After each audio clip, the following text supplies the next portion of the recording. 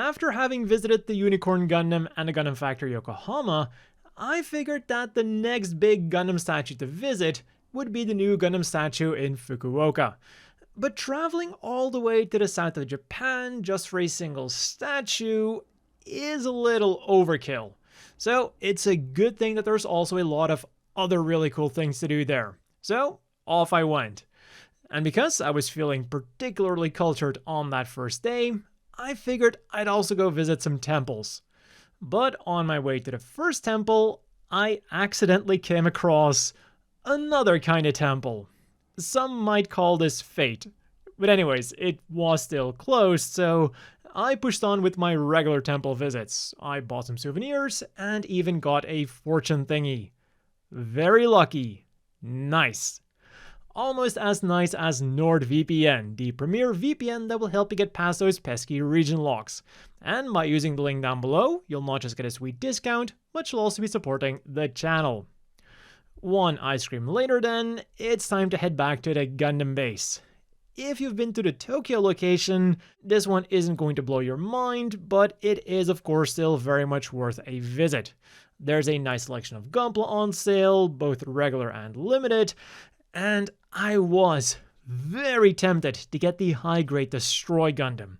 But I didn't want to buy something that would fill up half of my suitcase on the first day, especially not something that's also a standard release. But I did pick up some smaller things, and it was also really cool to check out the custom Gunpla that they had on display.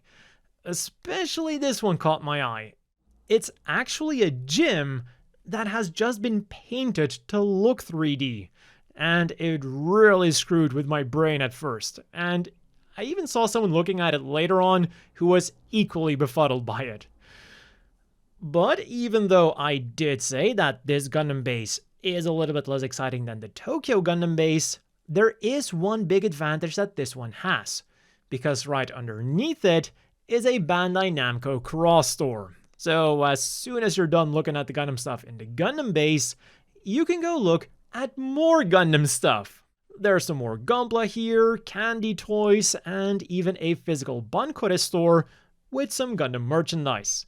But there's also other things like 30-minute sisters, a ton of gachapon machines, a bunch of crane games, which I have absolutely no idea how to win at, and Ichiban Kuji.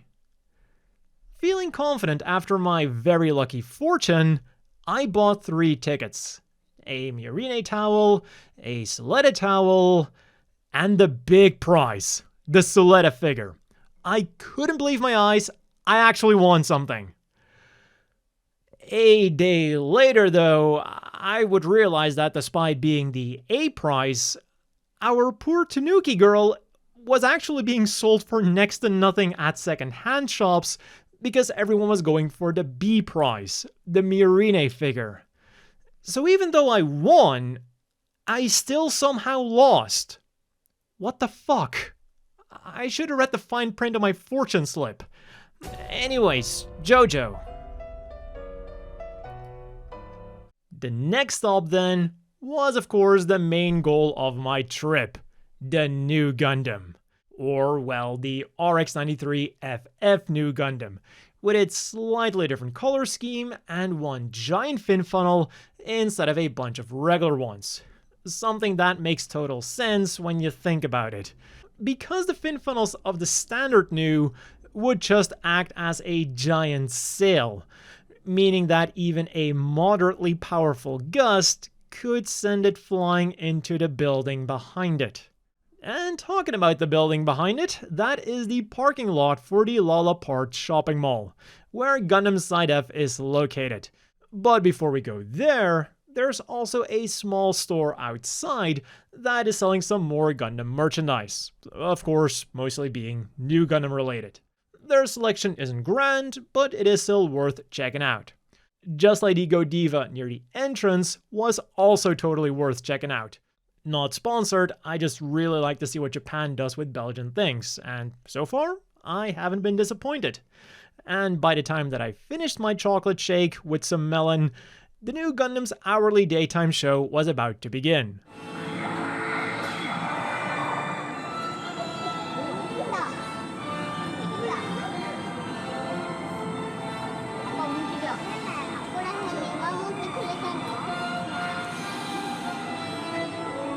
The Char's Counterattack theme never fails to bring A tier to my eye.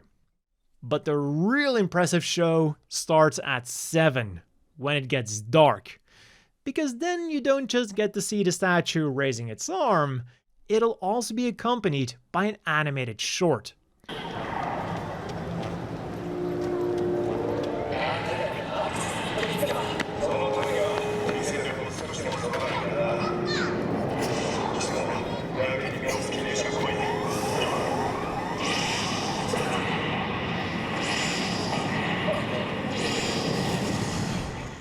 So for now, let's go kill some time inside and head up to Gundam Side-F, which is basically like the Gundam Base, but with an interior that is supposed to give you the feeling that you're inside of a colony. And, well, it does look cool and futuristic. But the main reason you're visiting this place is to gaze at the displays, of which there are a lot, and to buy limited edition Gunpla.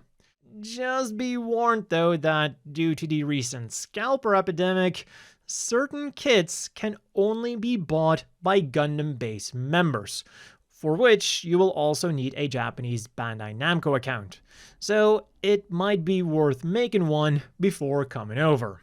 For example, I needed to show my account to buy my high-grade Gym 3 Axis Shock image color. And the other things I bought were the high-grade Jagan Axis Shock image color, the real-grade RX-93ff Gundam, and this Gundam Seed Freedom special newspaper thing. I needed something to read on the bus. And I also got lucky that when I got there, they were still selling separate runners that were rejected. For example, on my Unicorn Bazooka runner, you can see some clear defects, but for the $2 that it cost me, I'll gladly work around that to give my Master Grade Jagan a cool bazooka. I kinda wanted a second one, and I did find some more of this particular runner, but the defects in those were in more obvious places, so I passed on those. But what I did get was this real great inner frame and perfect grade bullpup machine gun for also only $2 a pop, and these clear parts for less than $1. And right next to Gundam Side-F, there was a big arcade where you could spend even more time and money. They had some really cool Gundam games, but unfortunately the Spirits of Zeon cabinet was under maintenance. I really would have loved to play that.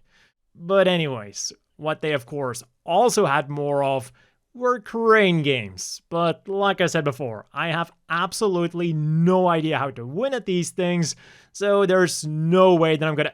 Is that a Marin one?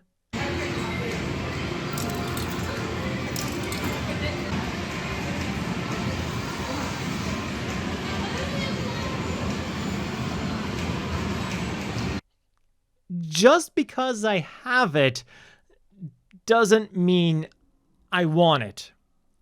If you suck hard enough, they'll eventually just give it to you. I don't know how much I spent on getting her, but it sure was a lot more than the 1,000 yen average price for which I saw her later on in some stores. I think my good luck fortune is broken. But hey, I've got my Marion figures, and that's what counts.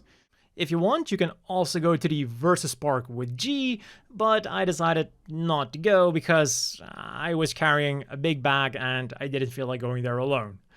So I sat down for a fancy melon pun, and by the time I got outside, it was dark and time for the next show. And like I said earlier, this time there was also an anime.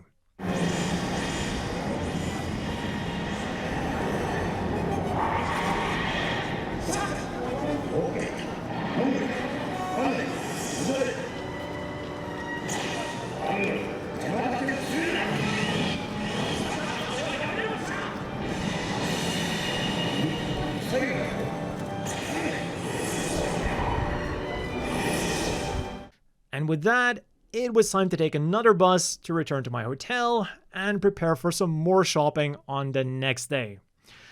This is then, of course, when I found out that my Soletta figure wasn't the big win that I thought it was, and when my suspicion was confirmed that I spent way too much trying to win the Mayrin figure.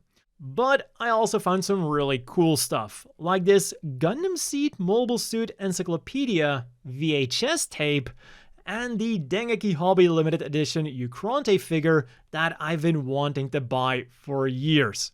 Oh, and to wrap up this video, I also went to the location of the Gundam Factory Yokohama with a friend because both of us were curious to see what it was like now. Like, would it just be barren? Did something else pop up there? We wanted to know. And well, it turns out that they weren't done demolishing it yet. A part of the cage was still there, so in a sense, the Gundam Factory Yokohama isn't gone. And yes, we absolutely joked about trying to get in there and keep a piece of the Gundam Factory Yokohama as a keepsake. We didn't because, well, they did have someone standing guard who was really nice, by the way. We had a chat with him, and it turns out that, unsurprisingly, there are still a lot of people who show up at the demolition site because they had the same idea as us. What you can now do, by the way, what you couldn't do back when the Gundam Factory Yokohama was open, is look at it from the back. There used to be a fence blocking you from going there, but now it was totally okay. The only place that we weren't allowed to go was too close to the fence. Officially for safety reasons, but I'm pretty sure it was just a nice way of saying, we don't want you getting too close to that fence, because we know some people will try to get onto the demolition site to get a souvenir, and then they might end up hurting or killing themselves in the process. And yeah, that was my trip to the life-size Nu Gundam and my first time going to Fukuoka. It was a great place to visit and also a lot less crowded compared to the more touristy Tokyo. Although maybe the excessive heat did have something to do with that as well. Don't forget to check out NordVPN with the link down below. As always, a big thank you to the Patreon supporters. I hope everyone watching has a great day, and I'll see you all next time.